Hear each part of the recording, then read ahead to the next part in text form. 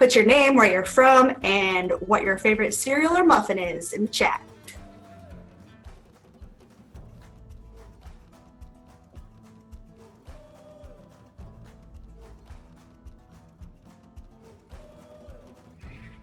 All right, well, welcome everybody to the unofficial Intramural Sports Roundtable on fall programming. My name is Shana Kessler. I'm at Central Washington University. I am the Intramural Sports and Special Events Coordinator. I've been at Central for just this year, but I've been working in intramural sports, special events, clubs, and general competitive sports and recreation for 8 years now.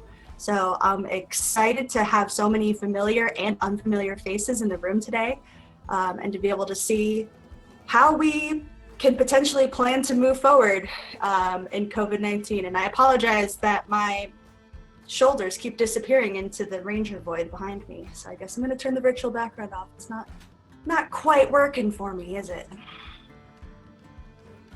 Too bad. It looked awesome.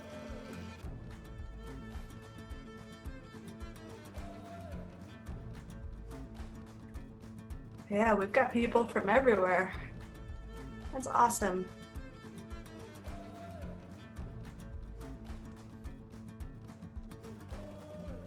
All right, so the plan for today is, for those of you who are on the previous competitive sports fall planning call, is to still use breakout rooms, but to focus the discussion mostly on intramurals, and then we can save clubs for another day. So for those of you who do dual programs, that option will be available. We're kind of going to wait and see what tomorrow official roundtable for sport club looks at and covers for us, so that we have a jumping off point later in the month, since we know that clubs have a lot going on, especially if you follow the NCBA and what they're doing over there. But today we'll talk about kind of what we expect in terms of cost impact, staffing structures, program ideas, a bunch of different things like that. I really want it to be a free-flowing conversation, so I haven't prepared many prompts, but I would like each breakout group to designate somebody to be their group leader to share information and help facilitate that conversation. So it's really going to largely depend on what you need to focus on, and I'll have some suggestions and themes that I'll throw into the chat and share with everybody. But I know that one of the drawbacks of prompts can be that we get stuck on them, and then if we don't have an answer to the question, we have a hard time sometimes of moving on. But I think if we can make it more of a free-flowing conversation, that might work for us. Do we have any questions before I get everybody into breakout rooms?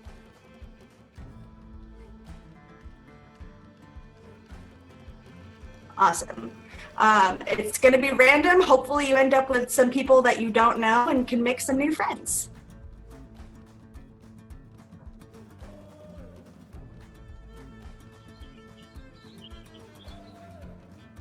All right, welcome back everybody. Hopefully your groups had productive conversations. I've popped in and out of each of them a few times, so looked like it was going really well.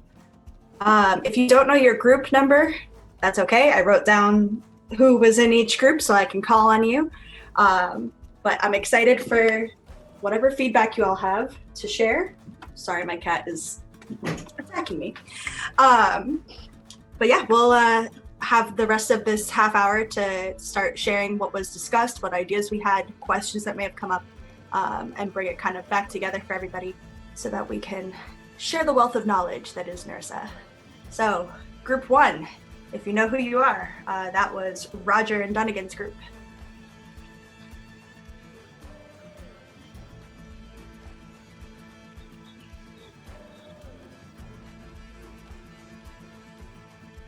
Somebody from Dunnigan's group in this chair? Matt, talk. Matt, you always talk.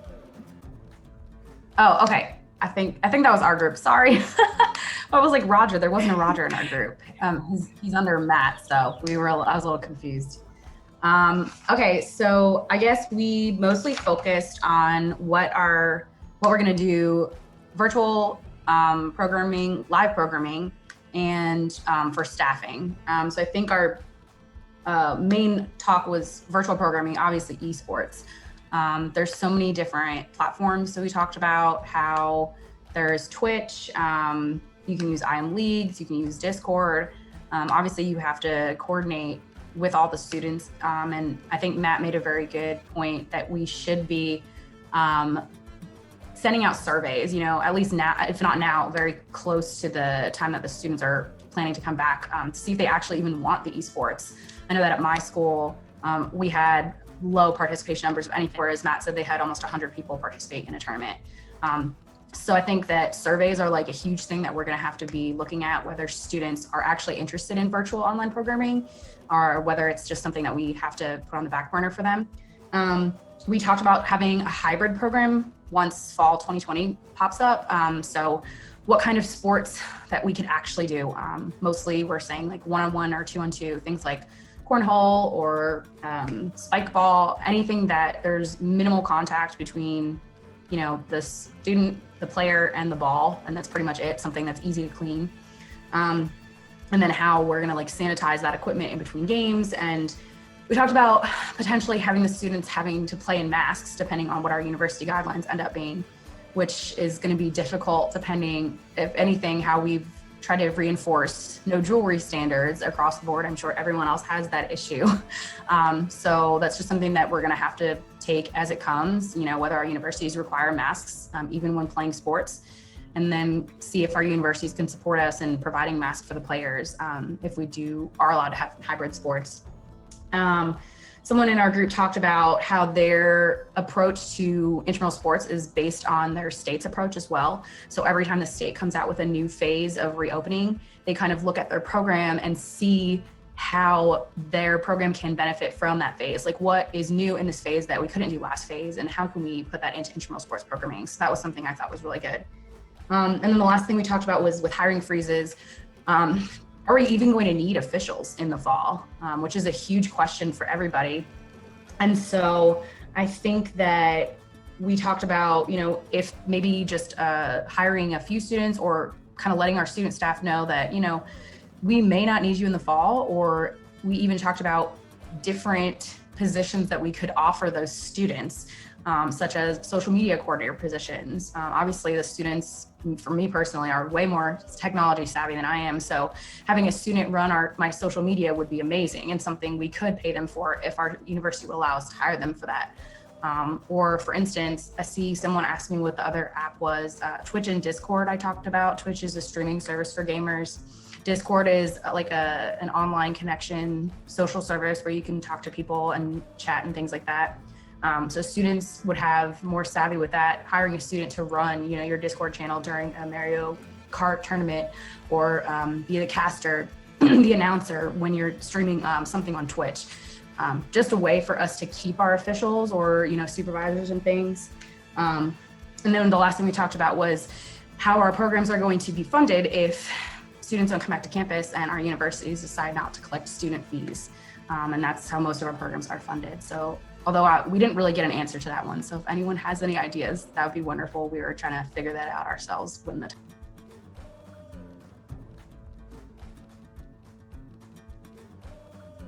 Awesome. All right, group 2, which featured Wyatt Lee and Jeremy Fritz, among others. Hi, everyone. This is Jeremy Fritz at Christopher Newport University. So yeah, we talked, I think, a lot of the stuff that Cynthia was just kind of mentioning. We were trying to plan for the worst. Obviously, depending on where the country's at, where the CDC says we can do, depending on your state, because there's going to be a big difference if we're in stage 2 versus stage 3, or hopefully we're out of stage 1. But we kind of talked about stage 1, where it's kind of the less than 10 people in a group. So we were kind of focusing on what was kind of mentioned, but we talked about doing like 3-on-3 leagues, the racket sports, tennis, badminton. How will those kind of affect the budgets too? Like obviously everybody's budget's probably going to take a bit of a hit. So we talked about like doing, like, I know when I used to be at Plymouth State, we did a lot of 3-on-3 basketball tournaments, and they would just be self-officiated. We'd have kind of our supervisor out there keeping an eye on things.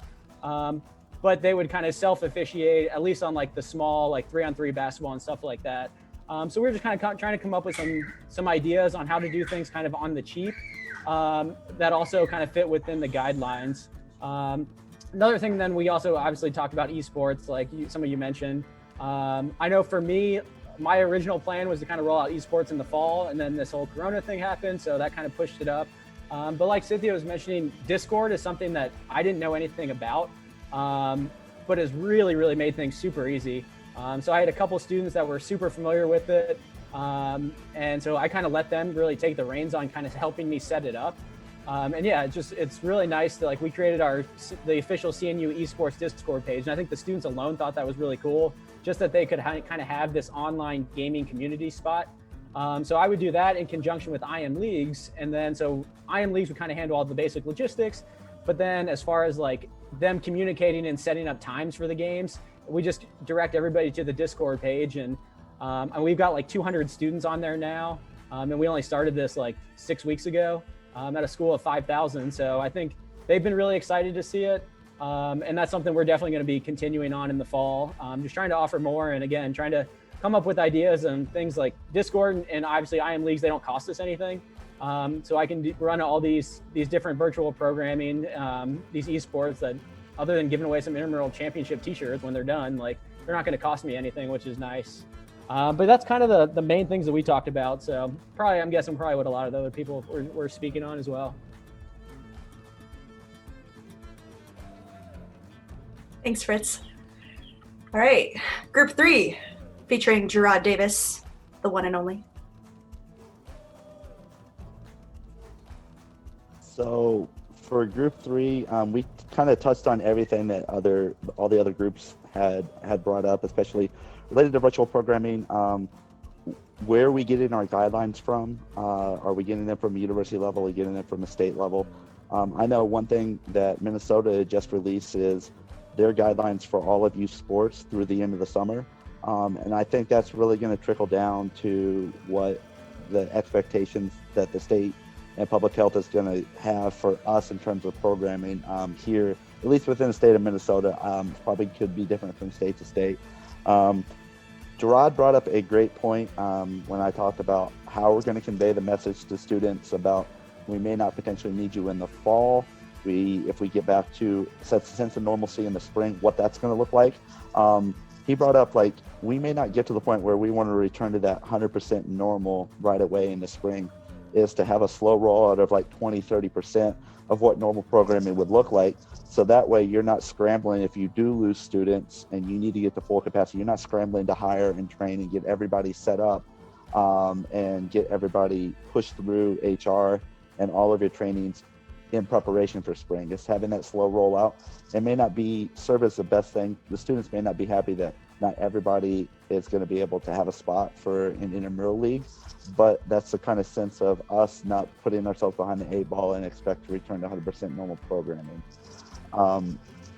One big thing, and this is something I've been working with our risk management team here, is American Red Cross has released their kind of guidelines for performing CPR, and a lot of schools, and even most schools that I've been at, we just do basically a responder first aid CPR that doesn't include the use of bag valve mask, which is a CPRO skill that you learn, and a lot of universities outside of lifeguards don't necessarily have that training.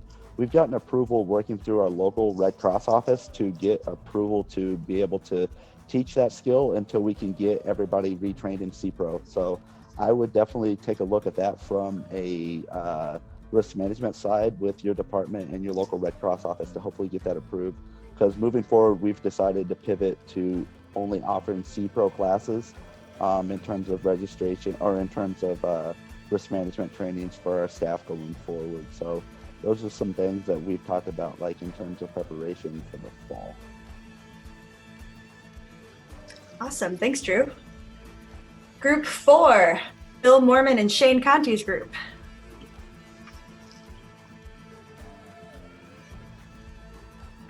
The hardest thing when you go a little bit further down the line is all the great ideas that y'all have shared are the same things we've talked about.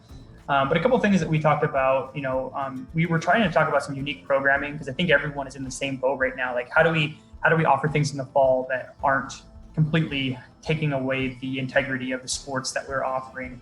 And so some ideas that kind of came up is Spennis, which is soccer tennis. So running soccer tennis, basically 1-on-1 or perhaps 2-on-2 using a soccer ball and playing tennis with a soccer ball and using your feet.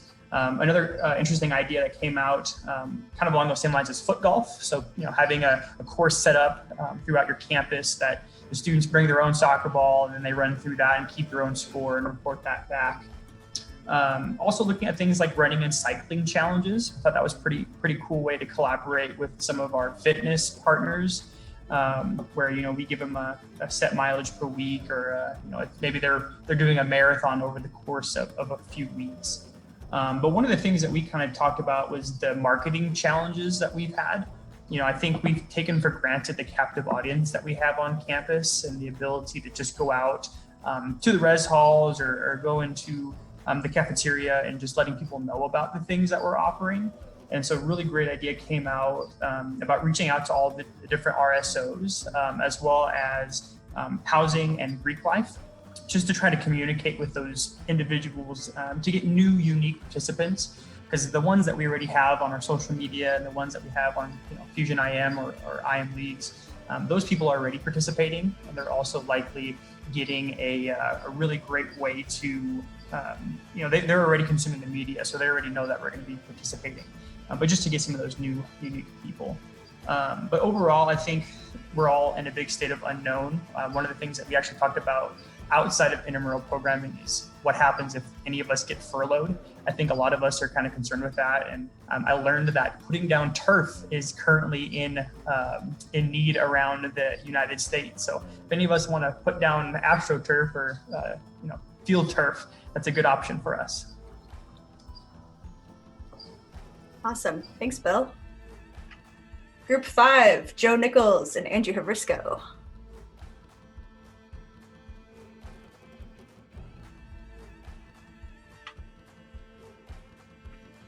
Somebody from Group 5? Did we get nominated as the group spokespeople, Shana? Is that what you just did there? I just wrote down names of people who I knew in each group. Okay, great. Appreciate that. Similar stuff, I think, that our group talked about. Just some programming options for what we can do if we are going to be in person in the fall. Some options we came up with. Just gotta cycle through my notes here. Let's see. So we're going to be offering or looking to offer potentially golf, tennis, some sort of swimming option, a weightlifting competition, some skill type games with any of our traditional sports that we would normally offer. So like a punt, pass, and kick competition, for example, for flag football, or some lawn games that we talked about. We said Polish horseshoes. Was that what you said, Joe? Is that what it's called normally? I call it posties, but stick a PVC pipe in the ground, put a can on top of it, and throw a frisbee at it. That's whatever you call that game in your locality. Looking at doing something like that. If you're looking for rules, they're pretty easy to find online. What kind of can? Cornhole. Well, soda can, Shane. 7-Up preferably. Soda can? 7-Up? Soft drinks, All right. unless you're at home Just wanted to be right clear. now, in which case, can of your choice. Yeah. Any types of card games that you can run online. So I've looked into a few different, tabletop simulator and some things like that we could potentially run if students' interest is there. Obviously, esports, we've talked about that. Some things other people mentioned, the cornhole, spike ball, badminton, those are all coming up as well. So really just looking at what is possible. We're also meeting with some groups on campus for the summertime later this afternoon. So trying to figure out who is offering what, so we don't program on top of each other, and then just sending out one unified calendar. So if you guys have a, student programming board or student center, campus activities groups, things like that, might be a good idea just to get in touch with them and see what they're doing. So that way you don't have to duplicate efforts either for the summer or for the fall if it ends up being, virtual semesters or socially distant options. What else? Anybody else from our group? Feel free to chime in for things that I may not have touched on. Andrew, who coordinated that meeting? Myself and one of our individuals from our campus activities team.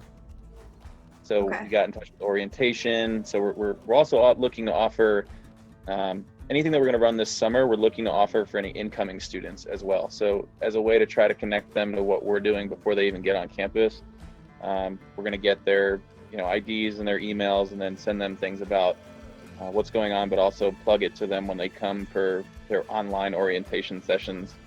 Let them know, hey, we have these things going on this summer. If you want to check it out, meet some people virtually before you get to campus, and try to make some friends that way, then we're going to try to encourage that. So yeah. Awesome. Group 6. That was Kelsey and Brooks' group. Hi, everyone.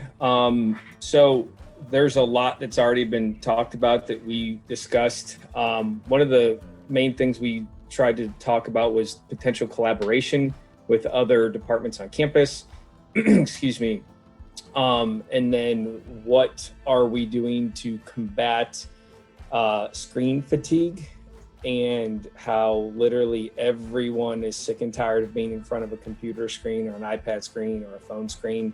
So what opportunities can we offer to students that gets them out of the house? And one of the other points that we really stressed and talked about was making sure that we are still being a value to students, because a lot of people around the country are going to be having budget cuts, and showing that campus rec, intramural sports, competitive sports do provide value when it comes to budget cuts and who hopefully not to cut.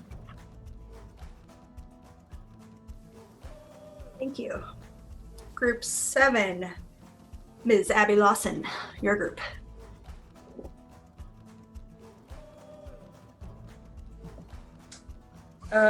Yeah, so again, a lot of these things that have already been discussed is what was going on in our group. We also we're kind of split in that some people are making multiple schedules, and just to be prepared for kind of what phase their university or their state is in. And then kind of the other split was like they've already made a decision where it's, hey, we're going to go with this, whether that's a modified, well, everything's going to be modified into the fall. To be honest, didn't talk much about the spring. I think a lot of people are still kind of playing that by ear. We also talked about, there's been a lot of talks about trying to how to keep officials busy and all of that. And so one thing that I know is pretty unique to Baylor is that we use, the majority of our students are federal work study students. And so with budgets being cut and a lot of other institutions paying their students from their institution budget, federal work study could potentially be an option for some of you guys that kind of get in a bind. We also talked about kind of, cleaning protocols and whether we're going to, require students to bring their own equipment or we provide our equipment. But I think it was, I can't remember who, but someone made a good point where it was like, well, it's going to have to be cleaned anyway. So might as well be using our equipment to make sure that it's done properly, whether that is done, in between matches or after a game or what have you. But, I think that'll all be decided from either higher ups in the university or, state mandated. I'm sure there will be things that are passed down. Other things, we did talk about kind of that screen fatigue and how to do different options, whether that's just kind of taking a break for the summer or like I know we're trying to do minute to win it type challenges where, they're still competing, on a Zoom call, but they're competing against the person they're matched up in the bracket. Trying to think. Who else in our group? I know I'm missing a few things that we talked about. I can jump in. At the end there, they started talking about how are you, if you're going to have for the summer just the students who are currently enrolled in classes, or are you allowing everyone to participate? We didn't quite get a chance to discuss it. Right. I just want to be mindful of the time, so if people do need to leave at 10 o'clock for other meetings, that's A-okay. The rest of this call will be recorded if you're able to stick around so we can wrap things up for the last 3 groups that are left. We'll do that. Group 8, Flickinger's group.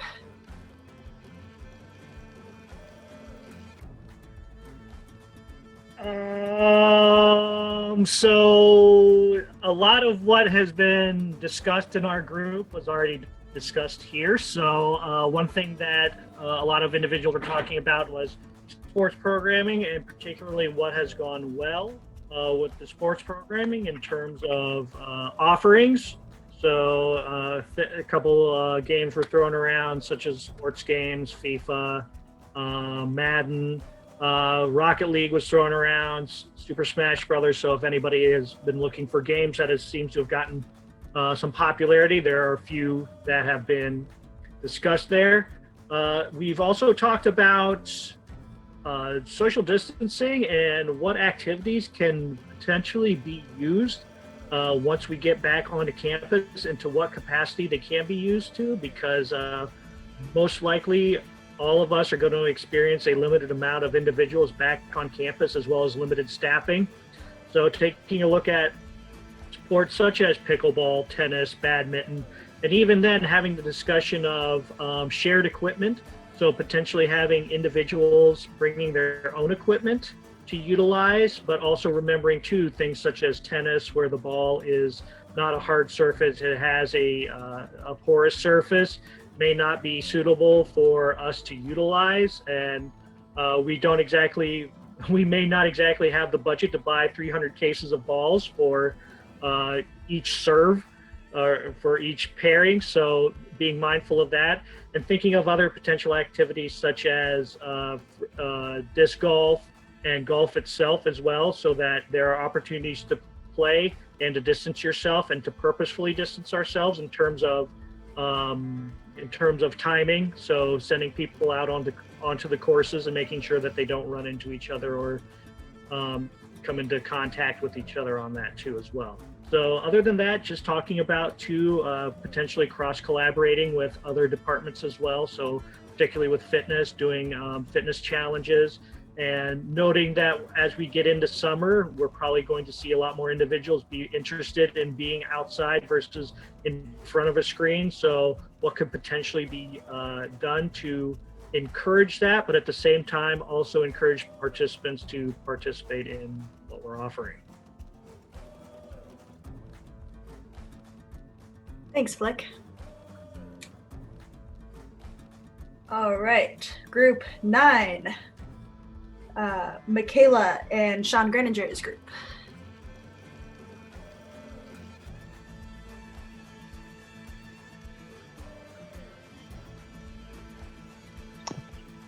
Hey, so yeah, I mean, we're at group 9 now, so we figured we covered most of the stuff.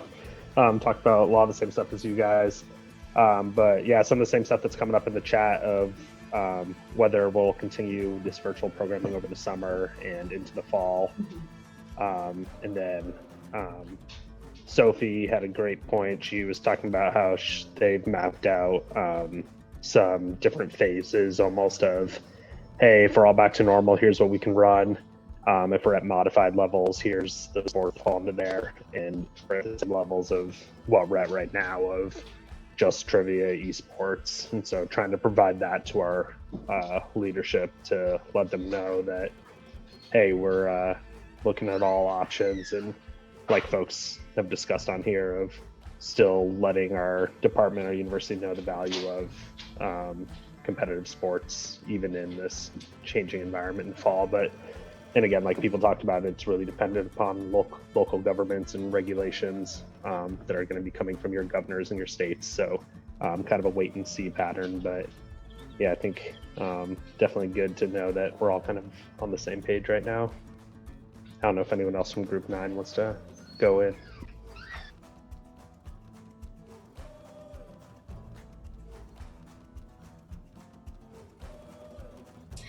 It's bound to happen with so many groups that we'll start to see some topics recycled, but I think everyone has different and unique perspectives to offer, even if the topics may have remained the same.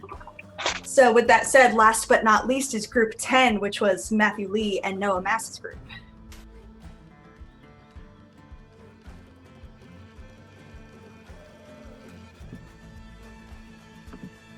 Okay, I guess I'll go. So being the 10th group, we're kind of at the same point where everyone else is. So they've probably heard most of the stuff we talked about already, but we definitely focused a lot on kind of our risk matrix and what we're thinking about for fall semester and how we're going to program. That was a big part of the conversation that Greg kind of started and we went with a little bit.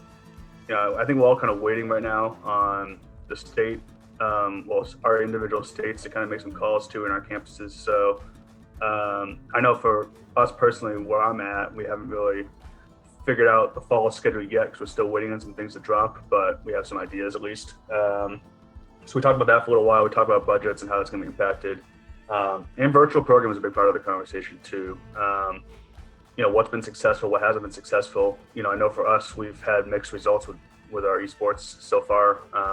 But a lot of us talked about kind of the marketing strategies we use and how that's been affected based on everything that's kind of started and developed from there. So those are the biggest things we talked about, what has worked for us, what hasn't, and we shared some good ideas about different programming options as well that I think pretty much everyone already kind of mentioned. So, but it was a good conversation when we had it individually. So I guess that's pretty much it to report. If All right. Noah or anyone else wants to add anything, that's fair too. Anybody else from group 10? Awesome. Well, I think this was a really productive conversation. I hope you all thought so too. If we want to do something like this again in a couple of weeks, once we have more of a concrete idea of what we're looking at, we can certainly arrange that. Just let me know. This whole thing was recorded, so I will edit it so that it doesn't have giant gaps of time from when we went to breakout rooms, and then be able to share it with you all along with the chat, which featured a lot of great resources for everybody. So unless anybody else has anything else to share, I think we can wrap it up. Only 1 minute after. Pretty good timing. All right, bye everybody.